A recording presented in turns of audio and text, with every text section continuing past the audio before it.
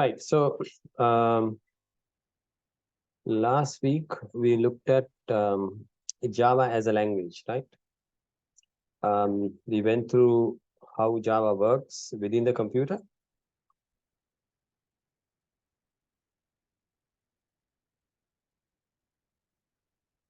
We spoke about compiling, interpretation, and hybrid. Then we spoke about how Java is working within the computer itself. So we also spoke about the history of Java.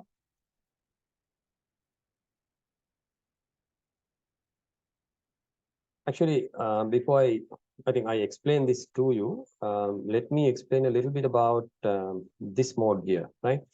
How the computer is actually understanding what we are saying, right? So there are two ways the computer understand what we are saying, and also there are two ways how we well, actually there's one way we tell the computer, and there are two ways the computer is understand. The first method is where we give a bunch of instructions to the computer, and then it translates the whole thing into computer language. It's like, let's say you want to go to China to buy some things, and you don't know Chinese.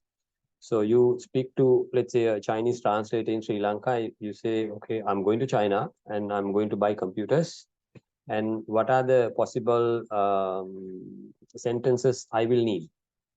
So the person might give you a list of sentences and say, right, how to say good morning, how to say good afternoon, how to say what is the price of this item, things like that. And then you write down everything. And you take that, you translated English to Chinese, and then you are going to China. And you will be basically going through that list with the Chinese supply. Right? So that is called compiling. You translate the whole thing at once, and then you are going there. Second method is where you are taking the interpreter or the translator with you. Other name for translator is interpreter, right? So then when the Chinese person tells you something, the interpreter will translate it to you. Or when you say something, the interpreter will translate that to the Chinese person. One sentence at a time. Okay. Now, in this example, we can talk about what is good and bad. But in computing, there are positive aspect of compiling and also negative aspect of compiling. Similarly, there is positive aspect for interpretation and also negative aspect for interpretation as well. So, but if you take as an example, compiling, you basically take a source code, you translate that to something called the binary code, and then you run it in the computer. You give it to the CPU or the computer, it runs there. Right? Now, imagine you have a different kind of computer hardware. Let's say you have a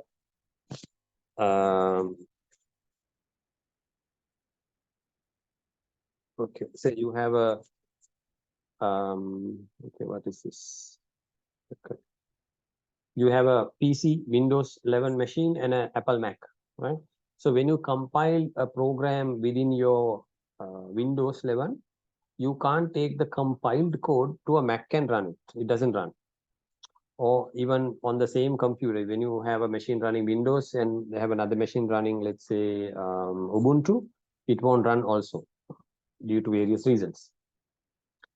But if you take an interpreter code where you are taking the source code and you are running inside the Windows 11 or Windows 10, any Windows machine, and then you are taking the same source code into Mac and then you are running there, it will work because it is translating one line at a time.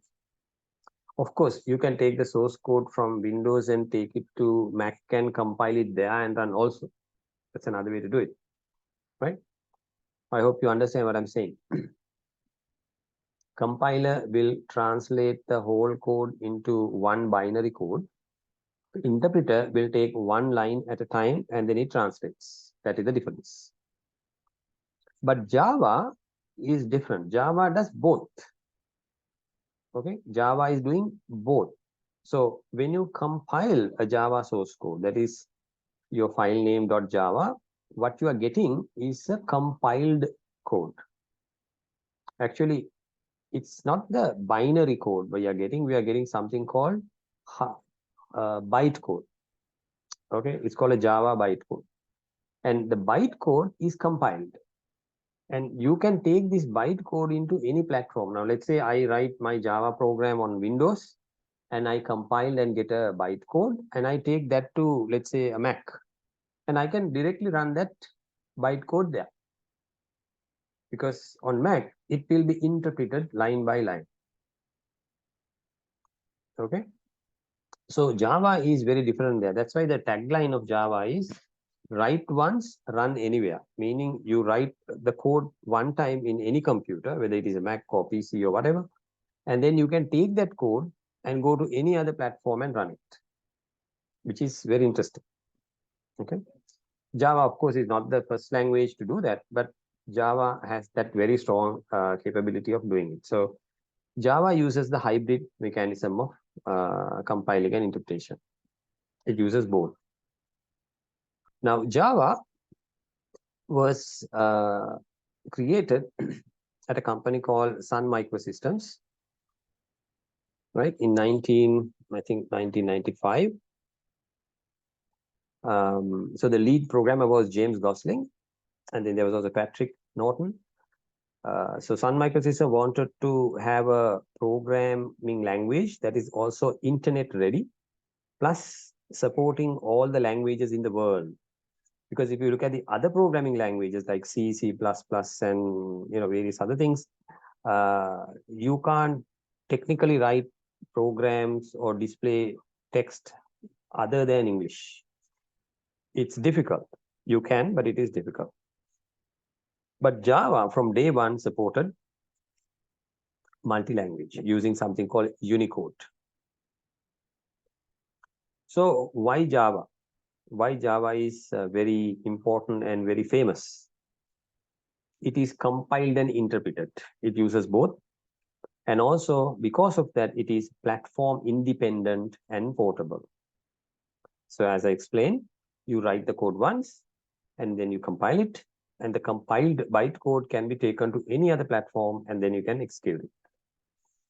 Third is it's object-oriented, which means when it comes to designing of the software, it is much more robust and easy to do than non-object-oriented programming languages. Also, it is robust and secure. The programming language is designed in a way it runs efficiently, and there are no memory leaks or anything like that. It's a very robust language. And it is also a distributed programming language, meaning it already has things where you can use it to combine multiple computers on the network.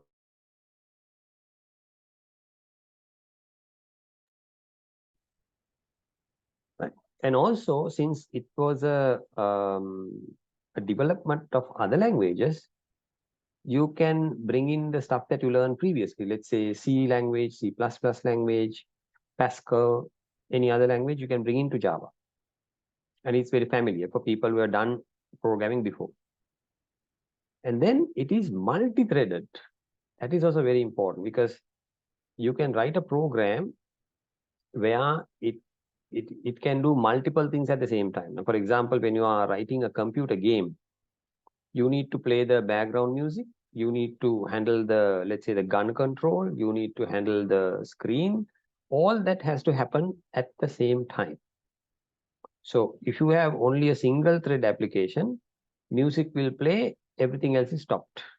When you're moving the gun, everything will stop, the gun is moving. Right? So you need a multi-threaded application for that. Also, it uses something called event-driven programming if you want to. So it can be also used for interactive applications like displaying windows, buttons, icons, mouse movement, stuff like that. Also, Java comes in 3 flavors. Java for mobile devices, Java for standard desktop computers, and Java for servers. Right? So there is J2ME, J2 SE, standard edition, mobile edition, or micro edition, is for small devices, standard edition for desktop computers, and enterprise edition, J2EE, for the servers. So if you want to design a banking application, insurance application, something that is very complex, running in multiple servers, distributed among various places, Java is the language. Also, if you want to program a remote control or a smart TV or something, where you want to have programming is a good language, Java is the language. And if you want to design a desktop application that runs on your PC, well, Java Standard Edition can be used for that also.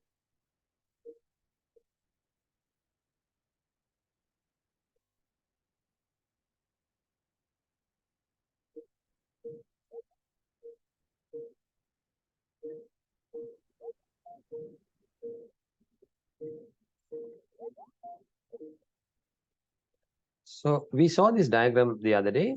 I showed you our code runs in this yellow box inside JVM, Java Virtual Machine.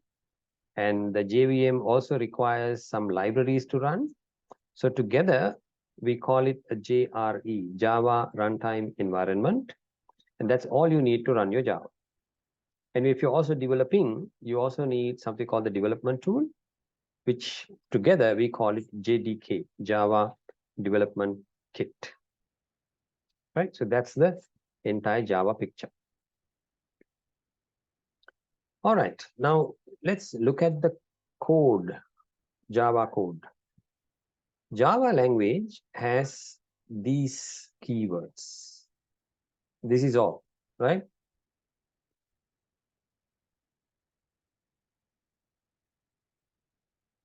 So if you look closely, you may not see things like print line and various things.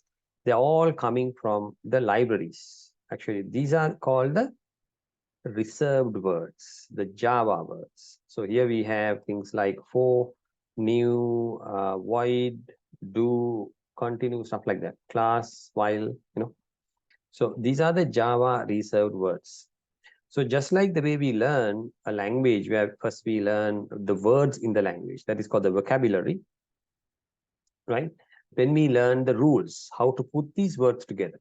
That is called the syntax, right? So this is the vocabulary.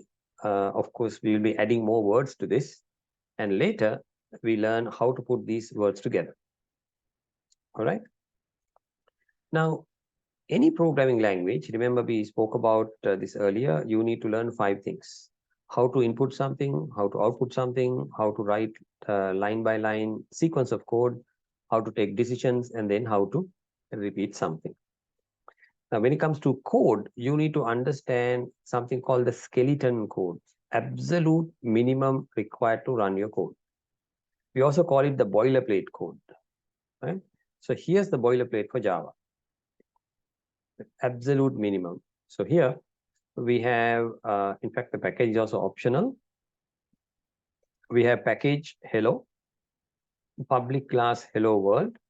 Then inside that I have a public static void main. Then there is something string args. And then I have 2 lines to print out something. It says hello world. And here it says ECS2301 software engineering and project.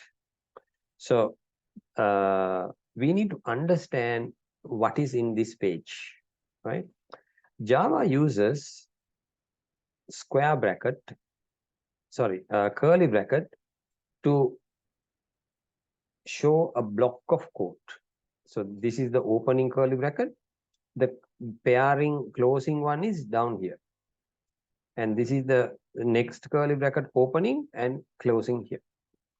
We also used to use indentation, meaning we are pushing it to the right hand side to keep the code clean and look nice.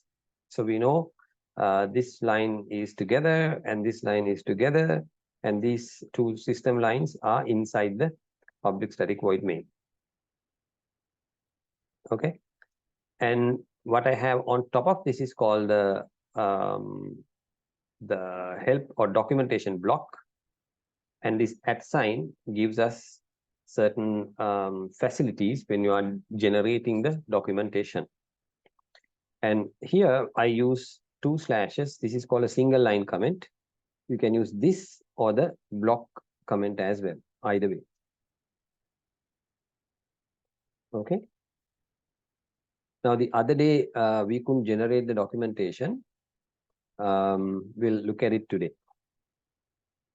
So in the boilerplate or skeleton, we are going to look at a couple of things. Number one, what is a code block? Number two, how to generate documentation.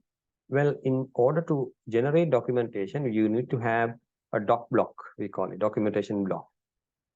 And also there's another very important thing. When you are developing code, sometimes you write the skeleton of the code and you don't have time to complete the code. So first you write down all the, let's say, function names and stuff like that, so that later you can start putting in the code to it.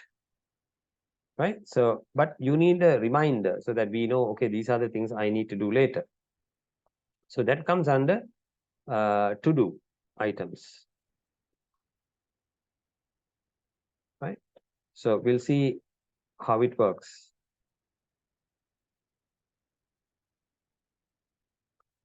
And also, there are certain things we can use to generate automatic code.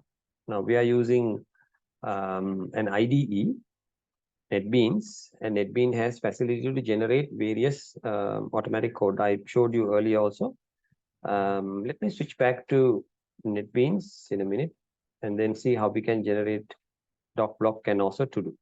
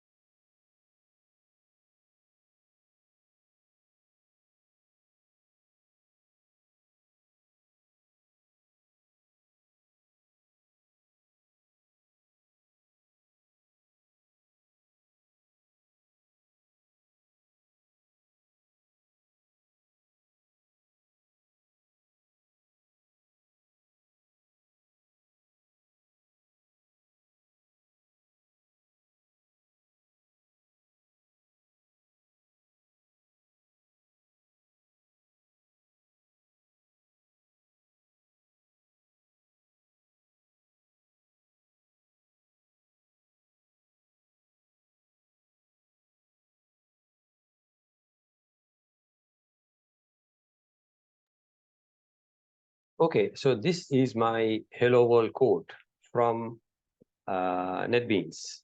Okay, so here you can see the same code I showed there. Now, apart from that, I have this line here that says to do in all capital, TODO, and then try print method. So this is a instruction for me so that I can, later come back and do something. But then when I write a complex, large, large scale project, I might forget these things. So if you want to come back to the code later and then complete some of the parts, you can use this technique. And when you go and look at under Windows, when you say action items, it gives you a list of all the to-dos. So for example, here, it shows under the screen, there is a to-do try print method, and then it is inside the hello world.java file, and where the file is located. So if I double click here, it will take me to the file and that line. Now, since I have only one file, it brings me here, right? So under window, action items, that's how you get to that. Also, the documentation that we generated the other day, right?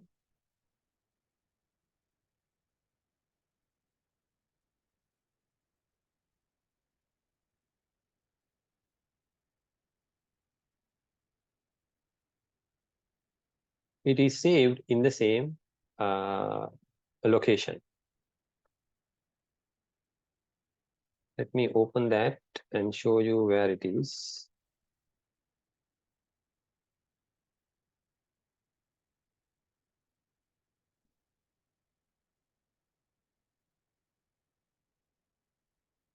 Generate Java doc. Okay, so I'm going to click that.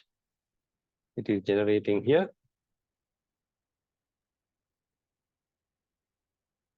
And if all goes well, it says all good. Okay, I do have one error.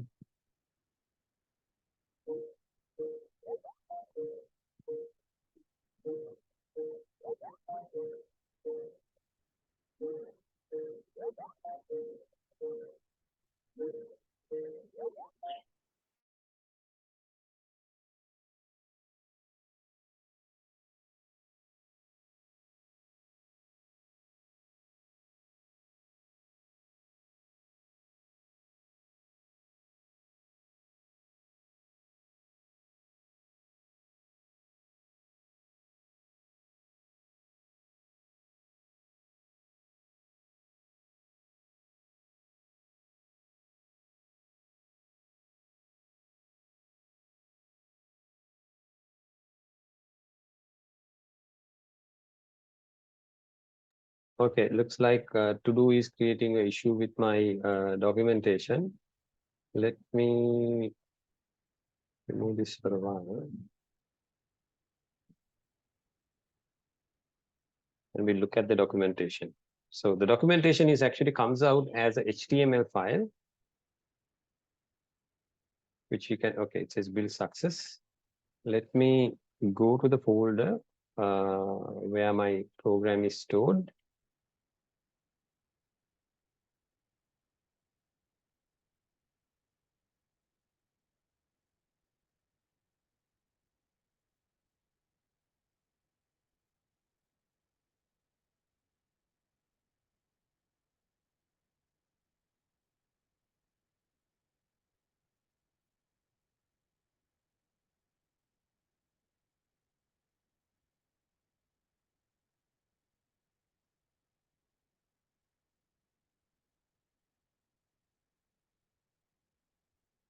Right, so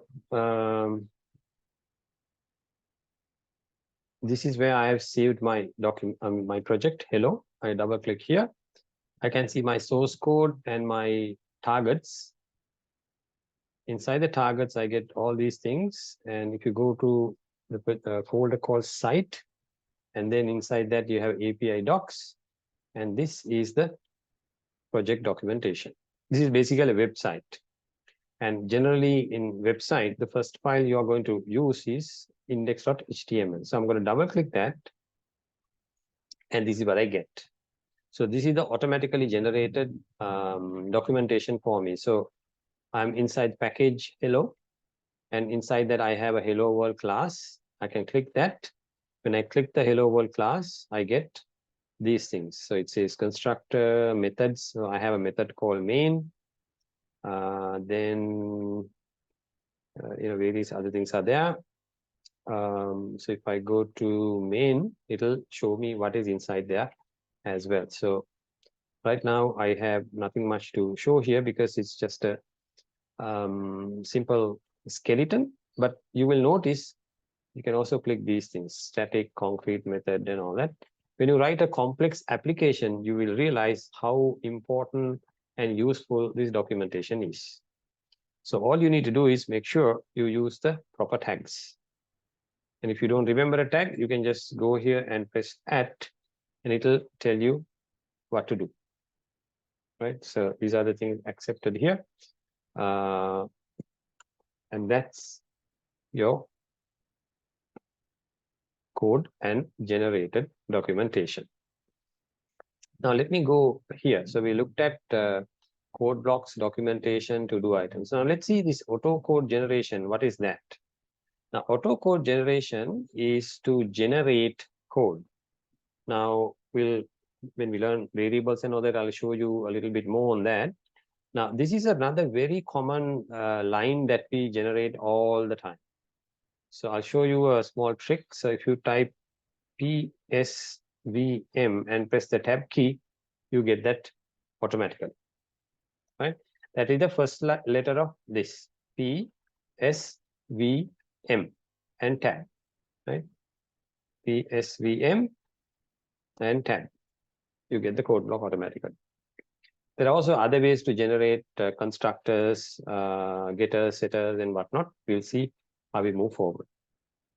So that's on the automatic code generation, which brings us to the concept of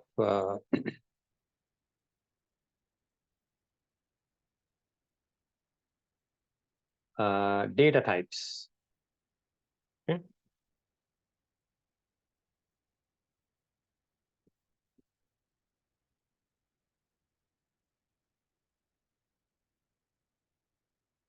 So what do you mean by data types?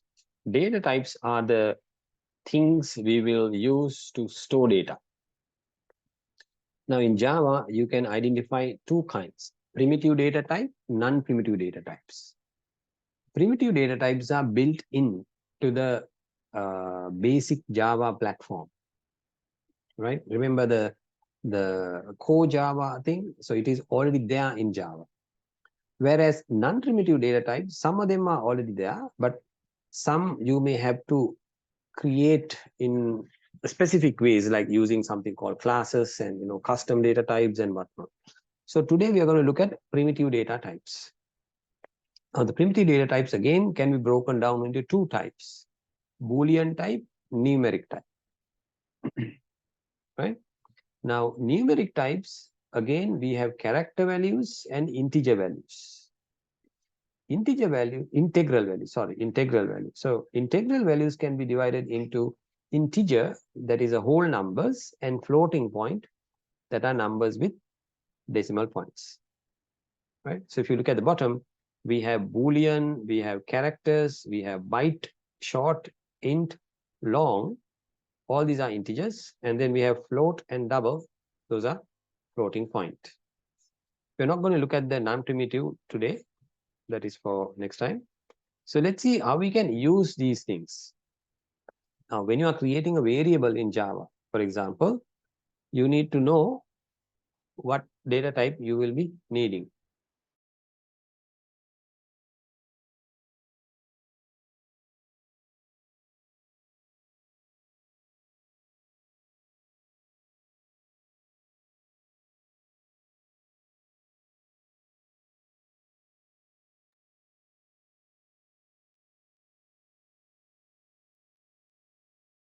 Now, let's study this chart for a minute.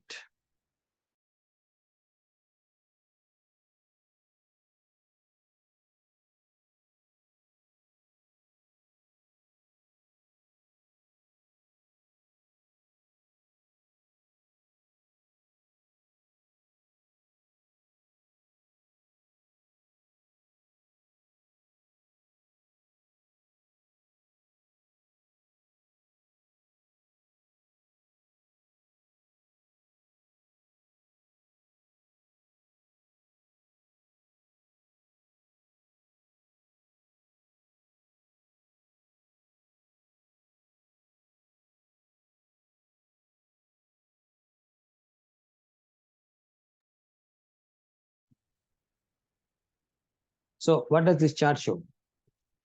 It's a very, very important chart. It shows on the left-hand side all the different data types available in Java, and a little bit of description on the second column. So if you take, for example, byte, it is called 8-bit signed 2's complement integer. So if you learn number system earlier, binary number systems, you may have heard about first complement and 2's complement, right? Anybody know what the difference is? What is the 2's complement?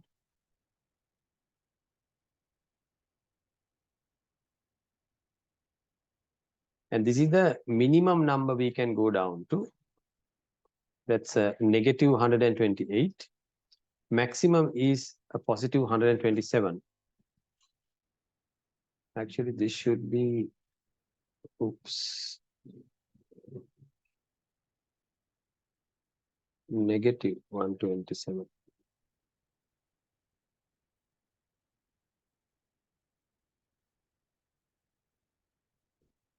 Right. So negative 127 is the minimum. Positive 127, negative 128 is the minimum. 127 is the maximum positive number. And this is another very, very important field, default. If you are using C or C++, and if you create a variable, we have no idea what the value is unless you initialize the value. In Java, it is guaranteed you get this default value. So if you create a variable and if you don't know what it contains, we know for sure if it is Java, it is 0. Right? And then we also have an example. So if you want to create a byte variable, you can say byte as the data type, A as the variable name, equals, and then whatever value you want. Now, since it is byte, you need to make sure it matches with the maximum minimum values. Right? You can't go beyond these values. So similarly, short is a 16-bit number. You can, since they can go positive, negative both ways. We have a 32-bit negative, 32,000 negative, 32,000 positive. And here's an example, short S equals some number. Then we have the integers, standard integer values, which is 32-bit in size. So this is the negative maximum or the minimum, and this is the positive maximum. And a long is 64-bit. You see, this is the double of this. You see, the numbers are doubling, right? 8, 16, 32, 64. And now that is a massive number in the negative range and also in the positive range. Huge number. Now, in order to identify whether it is a long or an int, we generally put a L, right, after the number. All right.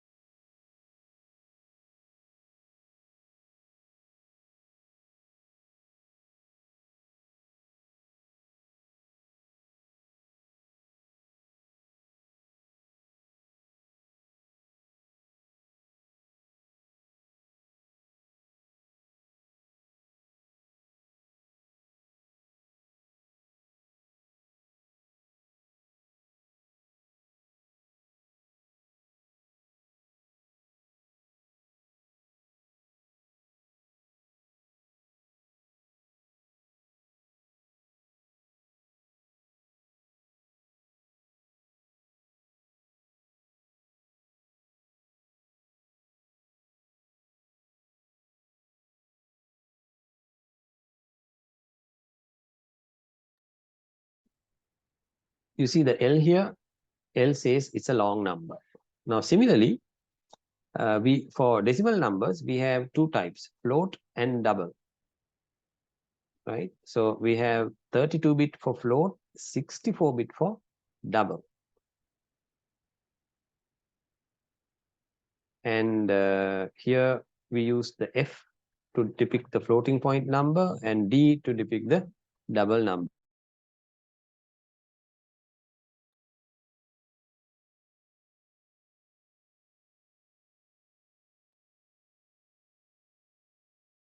And Boolean is another very interesting data type because in many languages, there is no Boolean data type. We use 0 and other numbers to show positive, true and false numbers. But in Java, we have the words true and false. So it's easy to read as well, right? And then we have the character type. Now, I told you by default, Java uses Unicode. So we can use 16-bit Unicode values to store any character in the world, any language, any character. Now, how do you write it? You need to have a /u and then the Unicode this is a 4 hexadecimal numbers, and we write it down, right? So you can either give a Unicode number, or if it is English alphabet or characters or numbers, you can directly give that. Now remember, we use single quote to give the value. So here this is char letter A equals single quote capital A. So the variable letter A has a value of A, 1 character.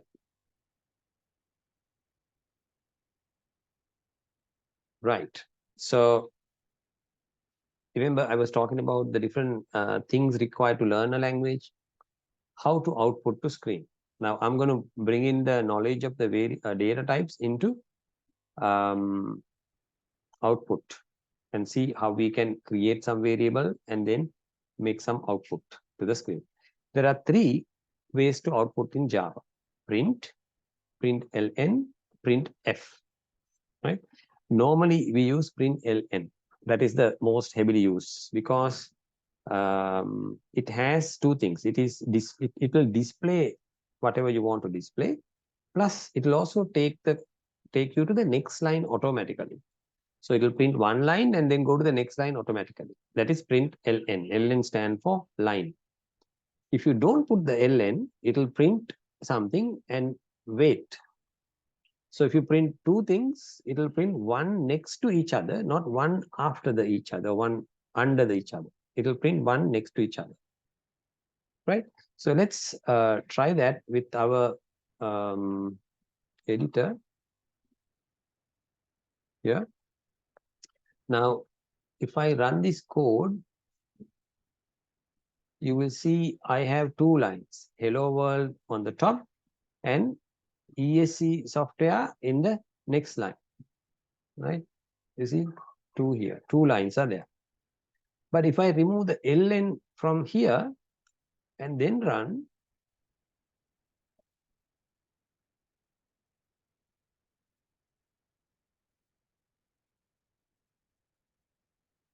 you see I have a single line.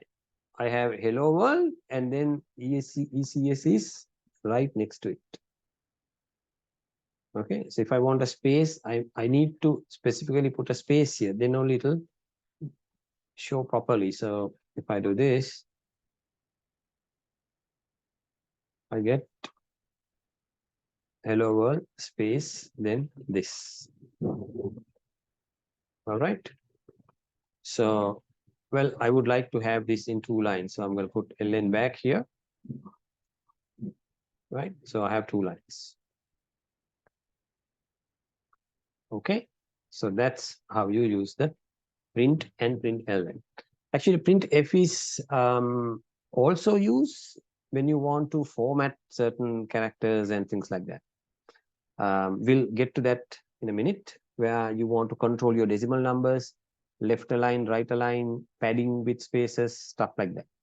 If you are programmed in C or C++, both of them have printf. So the behavior is pretty much same in Java also. Now the next is called the getting user input, right? How do you get the user input?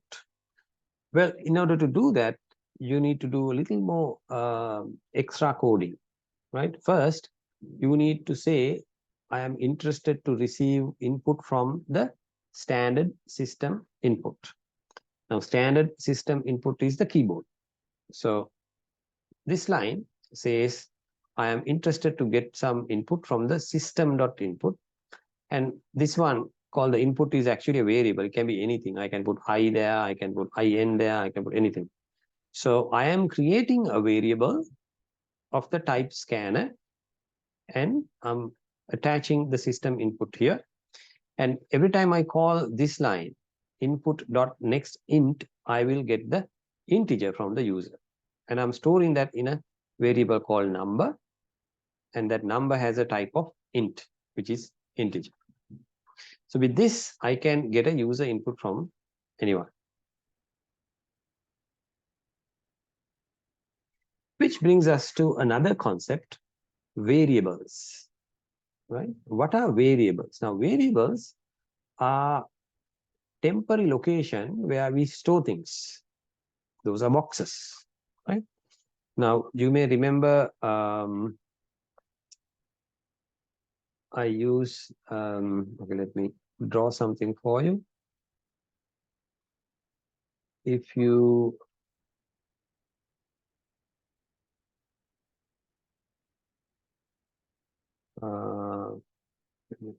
maximize this. Yeah. A variable is like a box, right? You can put anything there. So let's say if I have a value of, let's say, 100 here, right? I have a value of 100. Now, I need three things for these variables. One is the name, right? So I can say, anything for this. Let's call it n. Name is n. And then it has a value. Value is 100. It also has a data type. So the type, in this case, can be integer.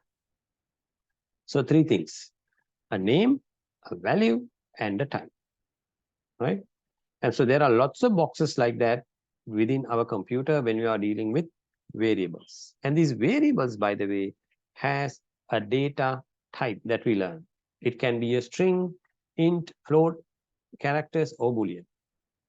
Yeah, or double also. It can be anything for that matter, right? Any data type that we learn. Now, one thing that we did not learn is string, which is coming back again. Character can store only one character, whereas string can store an entire sentence. Since we are dealing with humans, we may have to store sentences. We may need to show them, display some sentences. So in that case, we are using strings. If you want only one character, you use the character type. All right. So here's an example in order to create a variable. So this is called the syntax. Syntax is the rule or the legal way of using it.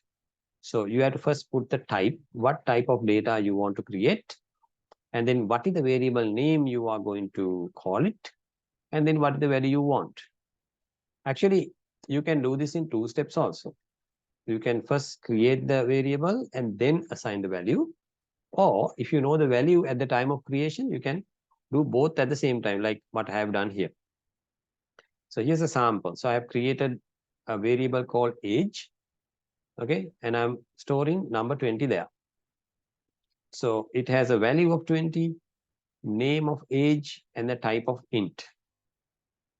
And if you want to display the value of age to the screen, you use like this. You use the variable name inside the print line. It will be displayed to the screen. Okay. Now, let's write a little bit of code to see how these data types and variables work together. Yeah. So I am going to switch back to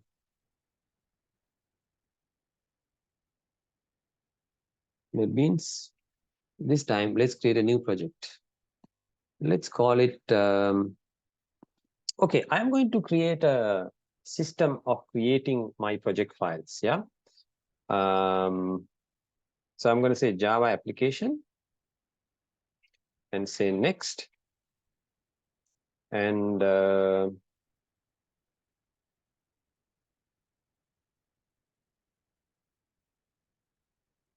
we'll, since this is week 2,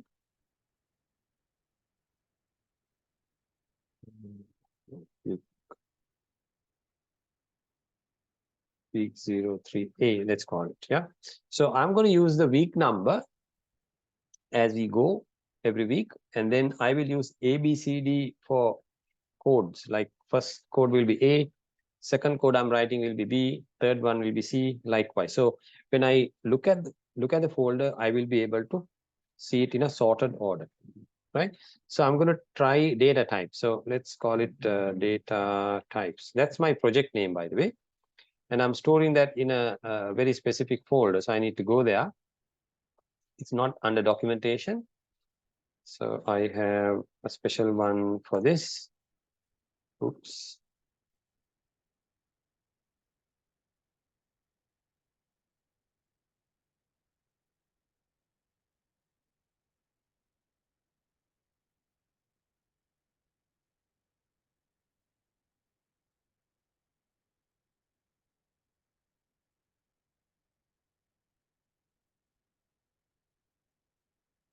So that's going to be my folder. And what do I call it? So there is package and all that. So I'm going to call the data type as my package. Version 1, group is okay. And I'm going to say finish. And if I look at my folder here, I'll see this folder here, just created, right? Data types. And inside that, here's my source code. That's my source code. So go back. So right now I have a default something. And let's start typing my variables. Okay. So I need a couple different variables. So let's start with, let's say, an integer value. So I'm going to say int I equals 100. Or yeah, it's okay. All right. I can in fact create another one, int age maybe, right?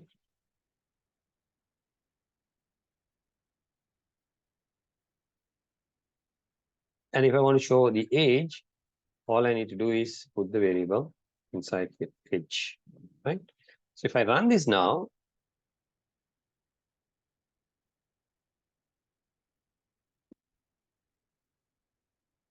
it says build success, and you can see 25 is now coming out. Now we don't know what that 25 is. So I can also, for example, rewrite this line again as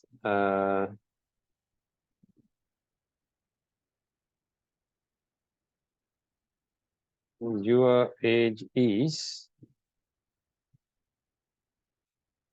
and then I need to join my text with the age. So I put plus sign.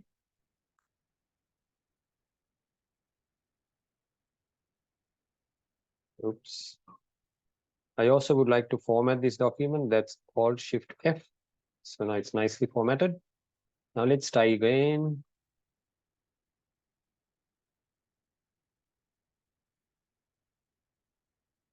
Right. So it says your age is 25. So this line is better than the previous line, isn't it? Just showing 25. So this plus here is also known as string concatenation. Concatenation is joining things together. So I have a age variable and some string here, and I've joined it together.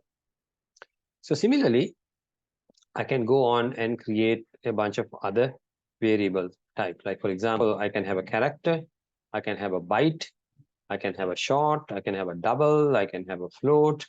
Now see, float has a F in front. So I can have a long where I put L in front, I mean L at the end, right? And then I can start showing things, right? Okay, let's go back here. I could create all the variables here also. So I can say int, let's say f equals the float. So 10.345.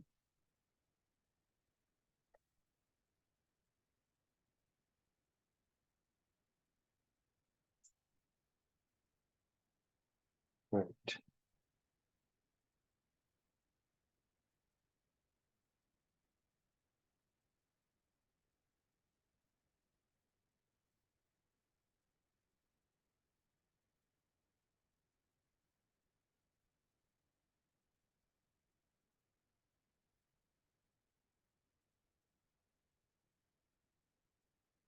So I can start displaying, say, for example, I can say f equals, here I can put f, I can put d equals, I can also put along,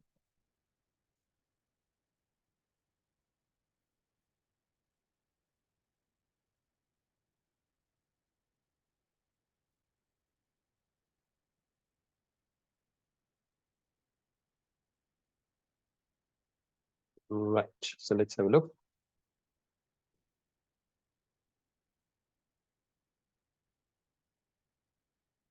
Okay, I'm getting all the numbers there. I need an equal sign. I mean, you can go on, create other values also, right? Characters and things also if you want to. So let me also have a character, just for the fun of it. C equal single A, right? So I can have this.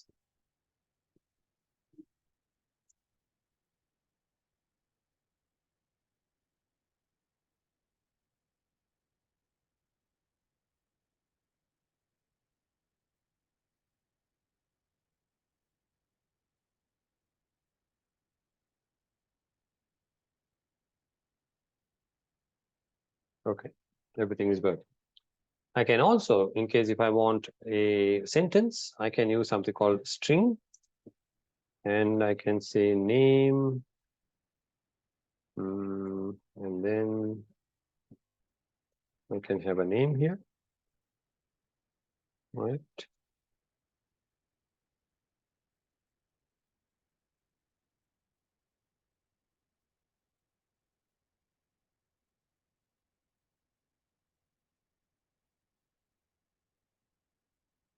And it will display the value.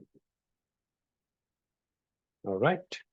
So that is how you basically use the variable and then create the variables, put some values into it, and also display that on the screen. Okay. So that is our first Java code for today. So let's move on and see what else we can do. Right. What we can do is today we can learn about operators. What do you mean by operators? Now we just created a bunch of variables, but with just the variable we can't do much. So we need a mechanism to use them together and understand what is going on, right? So let's try some operators first. The first bunch will be arithmetic operators, which is very simple. So there is multiplication, division, addition, subtraction, but there is also a special one called the modulo operator. So the modulo operator is a special one because we don't have a way to divide a number by another number and find out how much is remaining. එක නම්බරයකින් තව නම්බරයක් බෙදුවට පස්සේ ඉතුරු වෙන්නේ කීයක්ද කියන එක හොයාගන්න අපිට බෑ. ඒකට තමයි මොඩියුල් ඔපරේටර් එක තියෙන්නේ. Right? So let's try the arithmetic operators and see how it works. Right? So for that, I am going to create a new project. So I go here, Java application. So since this is a W03A, this is going to be W03B.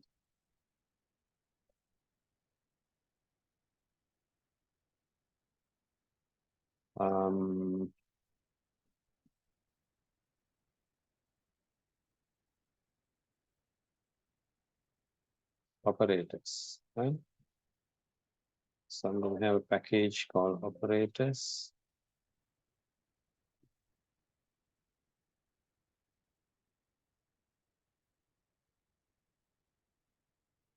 Oh boy, I have to change the folder again. I didn't set it as a default.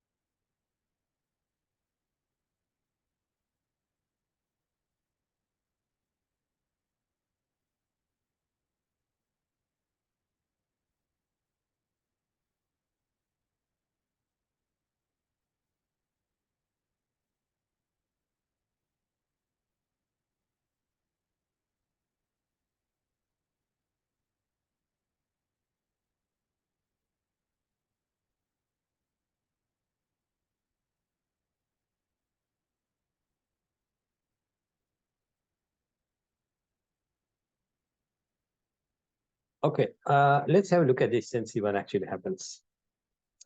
I have a bunch of text here and I'm trying to see whether I can do the addition, right? Now see what happens when I say n1 plus n2. I am not getting 13, I am getting 103. In fact, that is why I created another variable called x, because remember string concatenation, what Java does is it doesn't do mathematical addition. It is basically joining them together. So I don't want to do that. So I am going to remove this and put x there, because in here I said x equals n plus n2. Now if I look at it, I should get the right answer.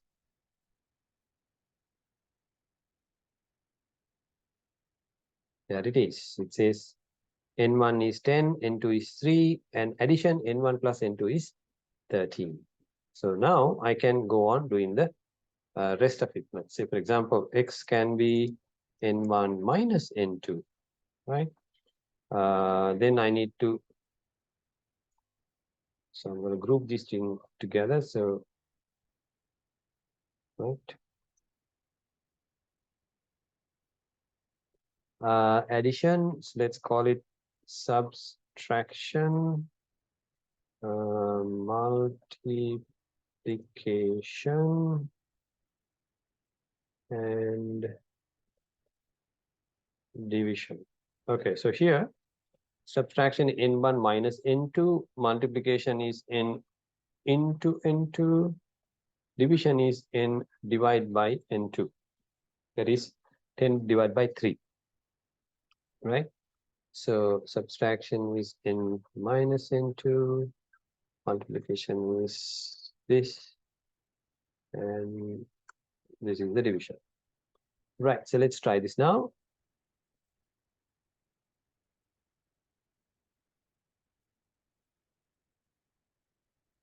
Okay, so 10 plus 3 is 13.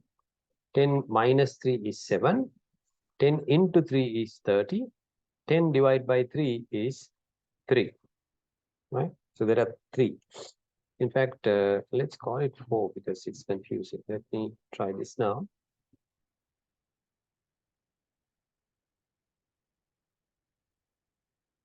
Okay. 10 divided by 4 is 2. Okay, there is a balance of 2, but that's okay.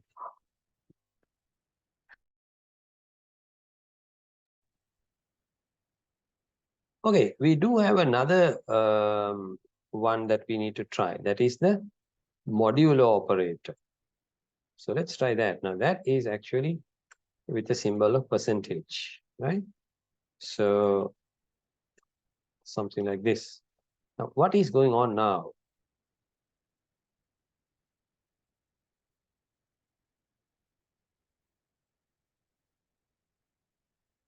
When I divide 10 into 10 divided by 4, I get 2 as a balance, isn't it?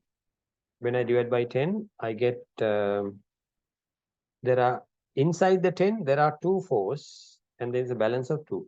Now, let me try this with, say, 2 now. When I divide 10 by 2, I don't have any balance. So the balance should be 0, right? Yes. When I divide 10 by 2, I get answer 5. When I look at the modulo of 10 and 2, I get 0 because there is no balance, right? So if I do this, 10 divided by 6, I should get, there's the answer, 1. And there's a balance of 4, right? After dividing 10 by 6, how much is the balance? Number 4. Now that's a very interesting one. When we learn about loops, you will realize we can actually detect odd even numbers using the modulo operator, right? So that's the modulo operator. But there are also other operators. For example, the unary operator, right? Where you can do plus plus, minus minus, and also get the logical not operator. Right? So let's try some of those. There are some very interesting things going on here. Let me switch to my paint program.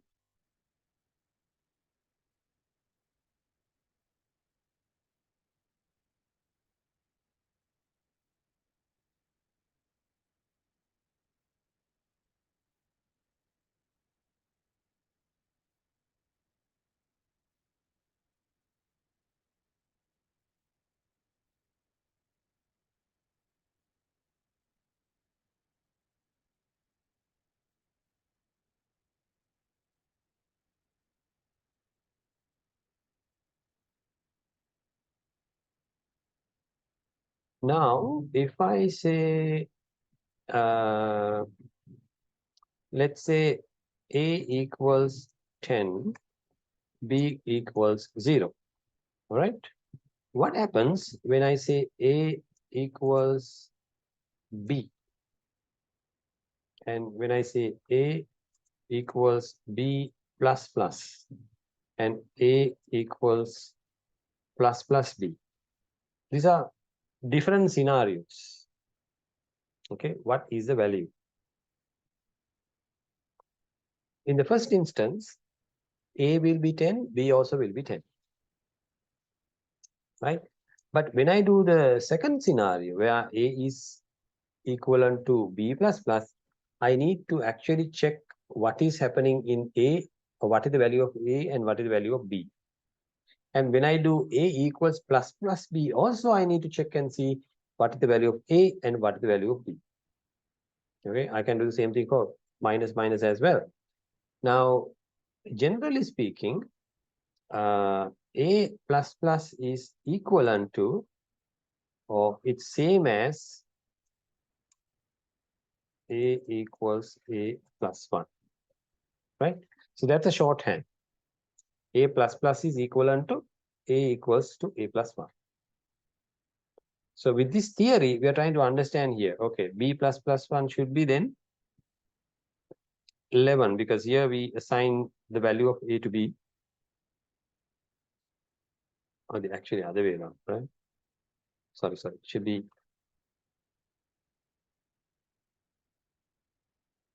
hold on.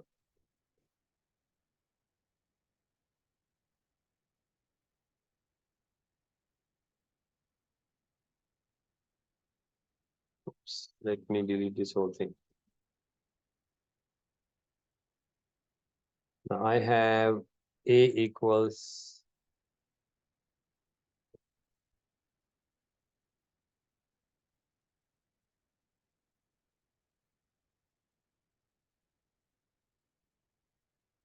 A equals 10, B equals 0, right? So here B equals A. That means B will be A. And then B is also equal to A plus plus. And then B is equivalent to plus plus A. So we are going to look at what is going to happen here. So I'm going to write the code now and see how it works. So let's switch back to our code editor, NetBeans. So here I'm going to say int A equals 10 and B equals 0. Now see, I can create more than one variable at the same time also. Now I need system out dot println. I need to show the value, right? So I'm going to say A equals plus A plus B equals plus B. So that is to basically display the values. Yeah. Okay, so let's have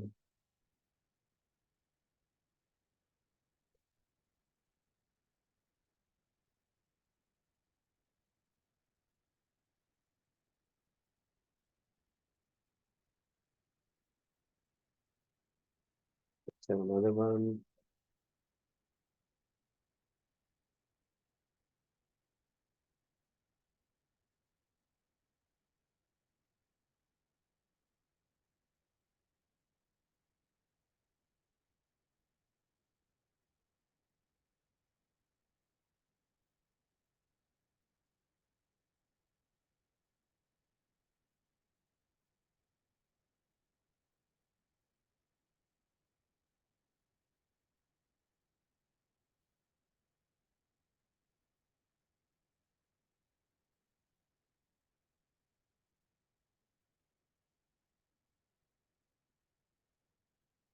Okay, so I have all this, and the unary operator A equals 10, B equals 0. Very good. So now I am going to do something here. I'm going to say B equals A, right? Then I can duplicate this every time I do that, right? So let's duplicate this. And here I'm going to say A is plus plus. Oops. Here I'm going to say plus plus A. Now let's see what is going on.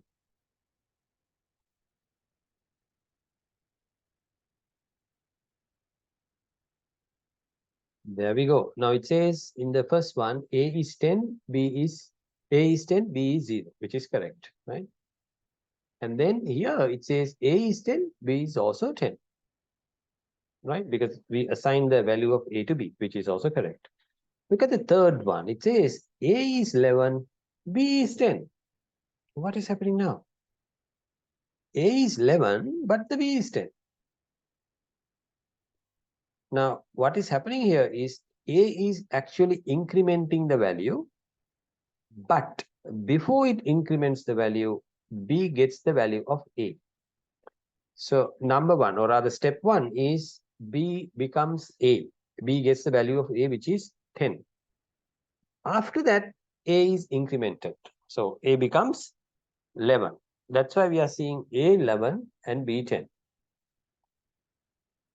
Okay. I hope you are.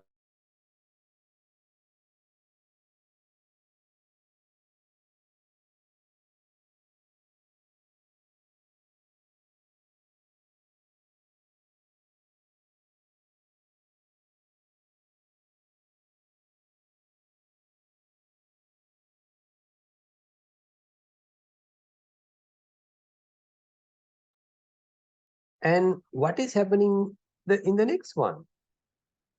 B is 12, A is 12. Now hold on. In the first one, A became 11, isn't it? In this one, the 11 becomes 12 because plus plus, when you put it onto the left hand of the A, actually you need to be reading it from right to left. Let me switch back to pen. You have to read it from right to left, right?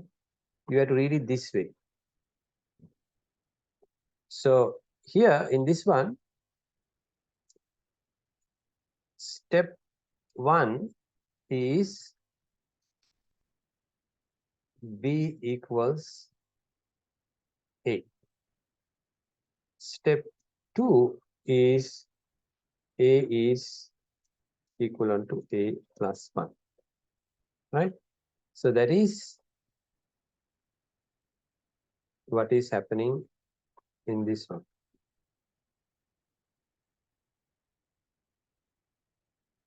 B becomes A, and then A becomes A plus 1. Whereas in the other one, the next one is step 1 becomes A equals A plus 1. Step 2 becomes B equivalent to A, right? So that is this step. Yeah. So of course, B is getting what the A now has. That's why we see A being 12, B is also being 12. I hope you understand what is going on. So this is called a unary operator. The unary operator, you need to find out where it is on the variable. Is it on the left? Is it on the right?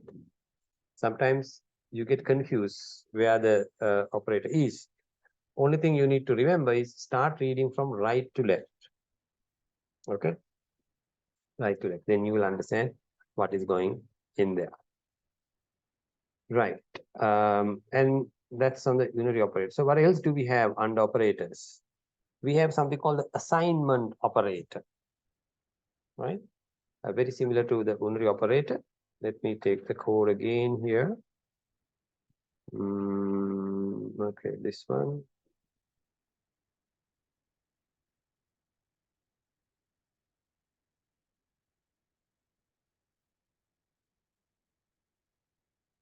N-month operator. Okay, so I can have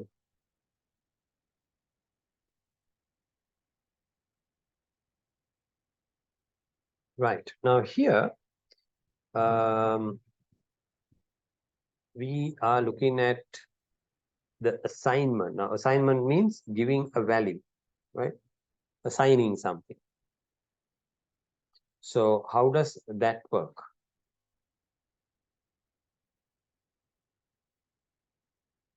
I will give you some value and show you how this actually works. So I need two variables. So I'm going to say n equals 0. And I'm going to do a similar approach like what I did here. So I'm going to copy that code here as well. So it should be m and n.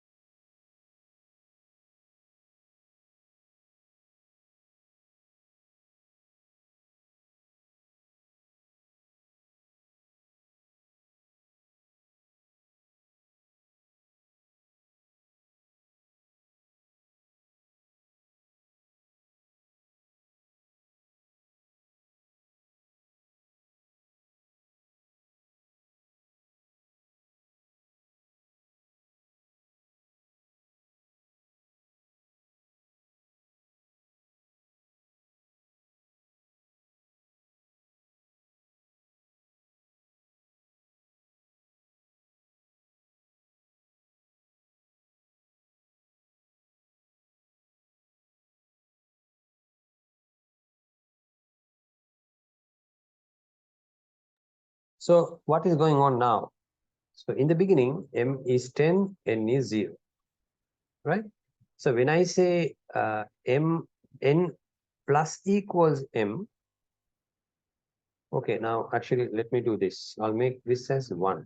Right? Now let's see.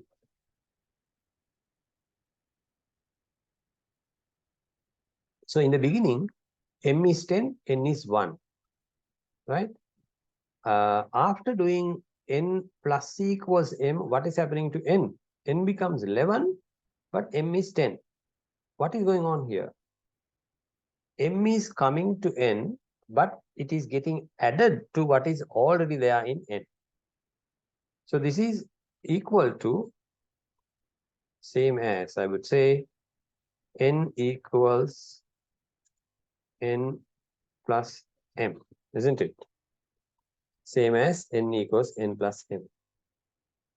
You can do the same thing in the other way around as well. Now, for example, I'll do this, for example. Let's say n minus equals 5. I can do that also. Right? Sorry. I should be using variable. M.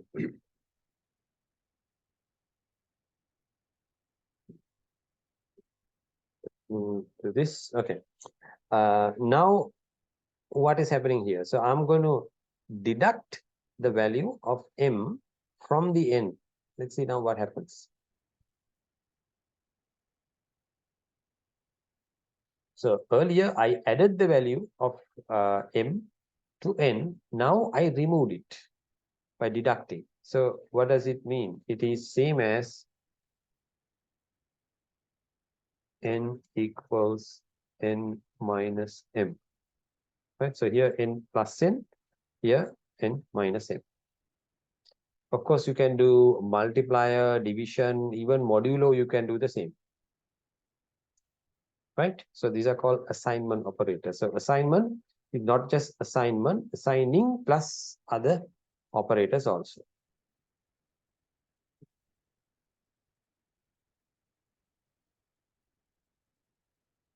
Okay. We can also look at few other operators. Now, there are relational operators and also logical operators.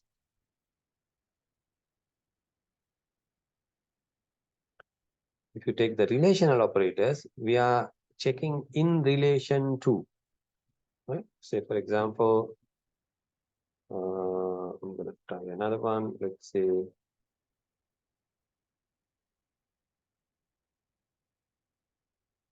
relational operators. So here I can use testing, right?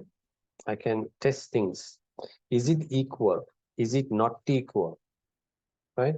Or is it less than? Or is it greater than? Less than or equal to? Or greater than or equal to? All that I can do.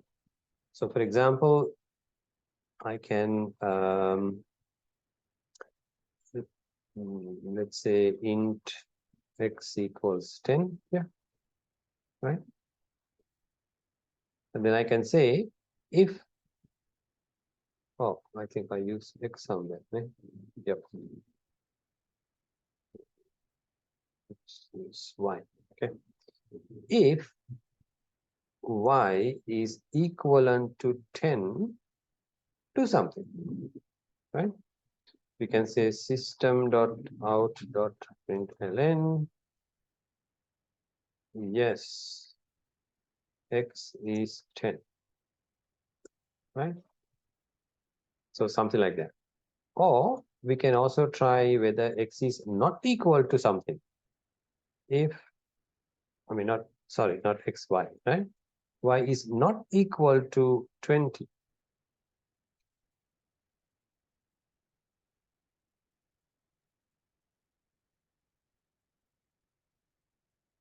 X is not equal to 20. Let's see whether it works.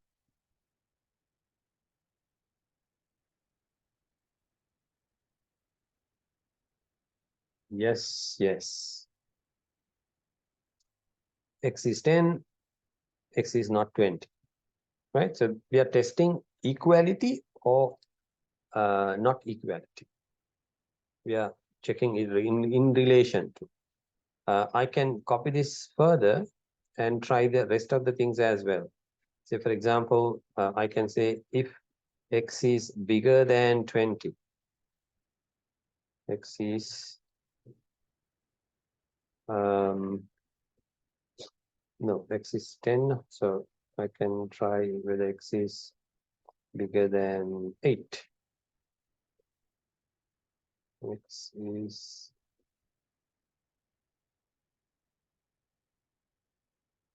right.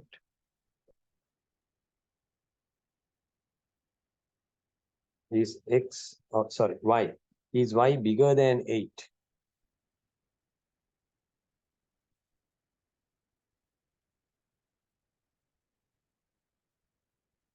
X is bigger than 8, correct. I can also see whether it is smaller than something. Similarly,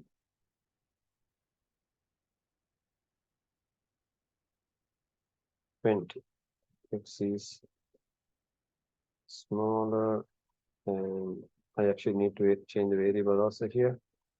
It's not x but y.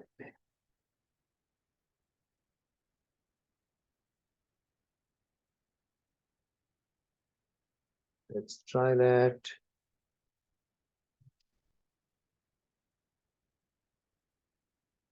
Yeah, smaller than 20, bigger than 8, right? Similarly, I can also combine this with the equality sign, right?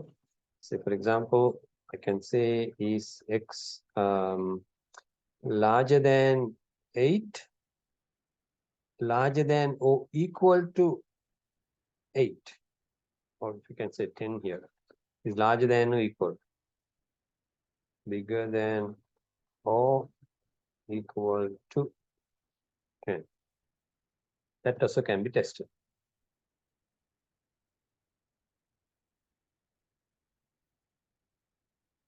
Right? Yes, x is bigger than or equal to 10. Actually, it's not x, y. Okay. Similarly, I can also look at the other one, smaller than or equal to as well. Smaller than or equal to 10. Y is smaller than or equal to In fact, I can say smaller than or equal to 10. This will also say yes. Because it is smaller than or equal to 10. In this case, it is yes equal to 10.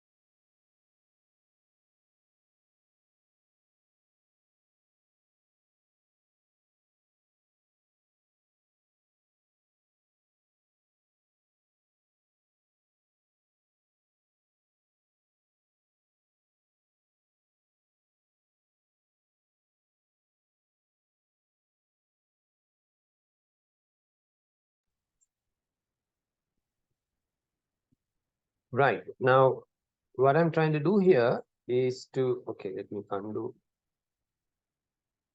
this. Now, I'm trying to find out whether the x is between 10 and 20, inclusive. Okay, so I put some sample numbers here. I have 5, 10, 15, 20, 25. I'm trying to see whether I am between this range. That's my question.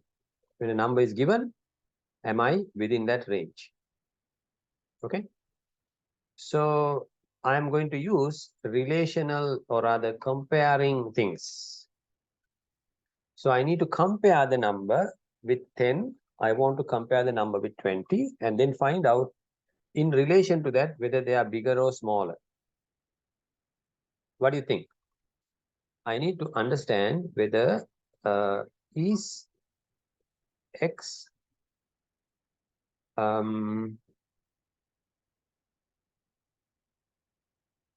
whether X is greater than or equal to 10, okay, on one side.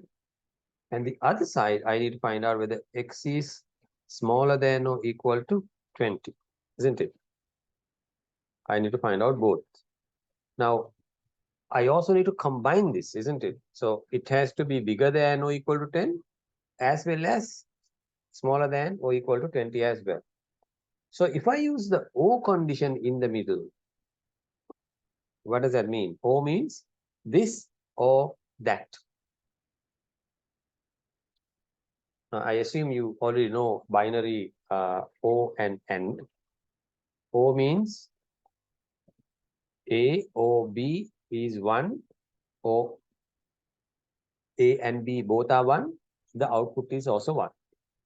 The only condition the output is 0 is A is also 0, B is also 0. Whereas under the AND condition, both A and B must be 1 in order to get the 1. Both must be true in order to get the output to be true. So if I put the O, let's try number 5. Okay. So is number 5 bigger than or equal to 10 on one side?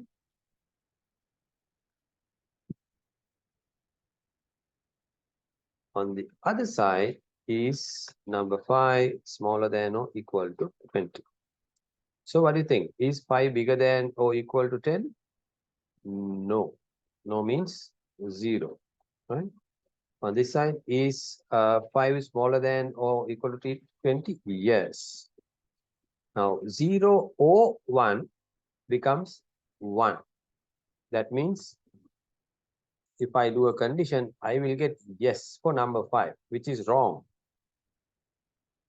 If I test for this with the O condition, I will get 1, which is wrong. So O condition is not correct, right? But if I use, let's say, the AND condition,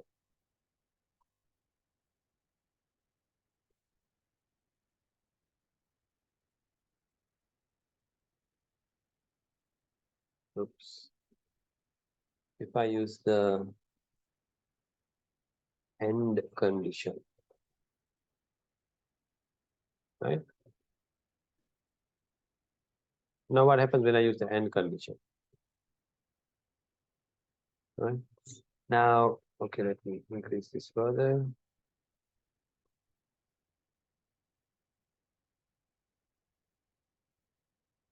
If I do that, let's get a different color.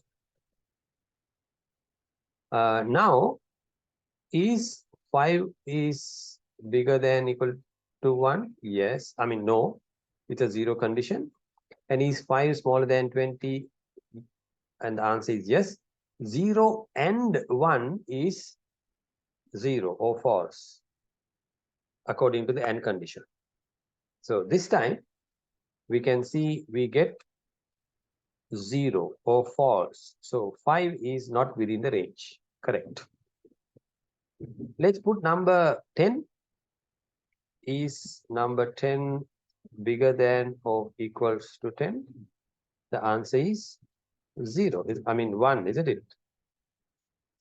Answer is 1. So is the number 10 smaller than equal to 20? Yes, it is smaller than 20. So the answer is again 1. So 1 and 1 is 1. So number 10 is within our range according to this condition. Right? If I try 15, I will get the same thing. Is 15 bigger than 10? Yes. Is 15 smaller than 20? Yes. Yes and yes. Yes. Or 1 and 1 is 1. If I take 25, I can see, is 25 bigger than 10? No. I'll get a 0 here. Is 25 smaller than 20? No. So it's a 0 and 0. I get a 0. So my condition will work if I use AND. Now the thing is, how do I write that in Java? Java doesn't have the word AND. So for that, I have to use a different type. It's called the logical operators, right? So in Java, AND equals in Java this, two ampersands. Similarly, O equals in Java, this is called the pipe symbol, two vertical lines. This character is right above the enter key. Okay, so this is how you write that in Java. So now we can combine a number, or rather we can in fact combine this with the user input and ask the user to give us a number, and then we can see whether it is within 10 or 20, right? And I can also bring in the if condition with the else condition, right? So I'm going to write a very simple program now to see whether the given number is within range. So I'm going back to my NetBeans and let's create a new project.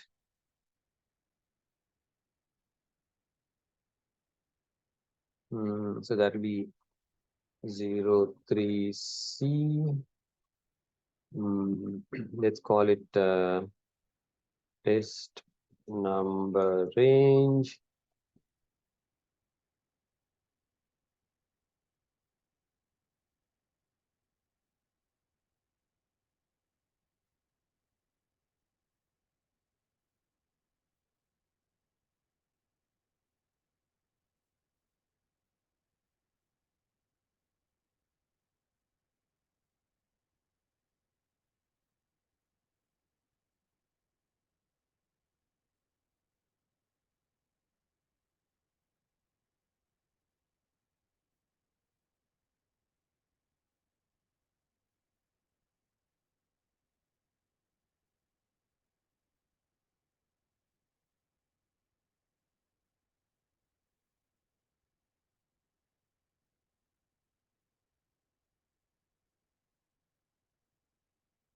I am going to ask the user to give me a number. Okay, let's call it test whether the given number is between 10 and 20 inclusive. All right. Now we can also need to tell the user to give me a number, isn't it? Print ln, please enter a number. Oh, by the way, I am going to use print ln and I remove the ln. Okay. And also, I am going to use something called the scanner object. So scanner, let's call it in new scanner system.in. All right.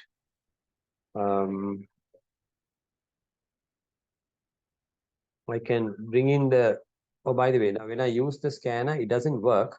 If you remember our Java system, I need to bring in a library called the Java utility library. So I can automate it by putting my cursor here, press Alt and Enter, and then I get these prompts. So I'm going to click on the first one, Java util scanner import. Now you see this line now, it says import Java util scanner, which basically import the library that contains the scanner class. Now I can, okay, I'm going to create the variable also here. So let's call it X. All right, it doesn't have any value. Here I'm going to say X equals in dot. Okay, when I type dot, I get all the methods possible with that class. So I'm interested in this one, next int. That's it. Okay, and then I need an if statement. And if statement has a code block with the curly bracket. And then I can also have an else block like this. So here I'm going to say if x is bigger than or equal to 10 and x is smaller than or equal to 20. All right. Come here and say system.out.println. Yes, your number is within 10 and 20. All right. I can also copy this. I'm too lazy to type the same thing. Here, I'm going to say, no, your number is not within 10 and 20. All right, let's try this and see. This time, I'm going to ask the user to give me a number. So we'll try with our test data. All right, I'm trying with number 5 first. So here you can see it is waiting for a number on the same line because I removed the ln here. All right, so let's try 5 and see what happens. It says, no, your number is not within the 10 and 20. Very good. That's correct. Let's try giving number 10. Number 10. Yes, your number is within 10 and 20. Very good. Let's try number 15.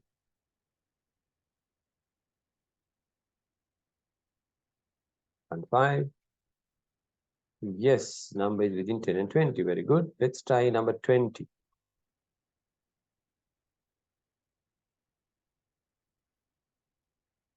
Oh, I gave 20, 20.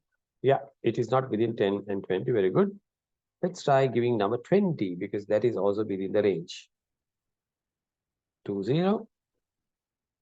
Yes, it says your number is within 10 and 20. Okay. Right. So what did we cover today? We looked at the operators. In fact, before that, we looked at the variables. We looked at how variables are created. We also looked at the data types of Java. We realized it has two kinds, primitive and non-primitive. We use primitive variables here. Those are divided into numeric and characters. Numeric again can broken down into integer numbers, that is whole numbers, and numbers with decimals, right? So that's how we divided the data types. We also looked at the minimum and the maximum for the data types. We also wrote some samples to understand these data types. And at the end, we also looked at the relational operators to identify whether the number is given within a given range, right? So we are trying to see whether the number is between 10 and 20, inclusive. Try yourself to do the other side, meaning whether the number is outside 10 and 20. We are now looking at whether the number is within or between 10 and 20. Try a code to see whether the given number is outside that range. So if I give number 5, it should say, yes, your number is outside 10 and 20.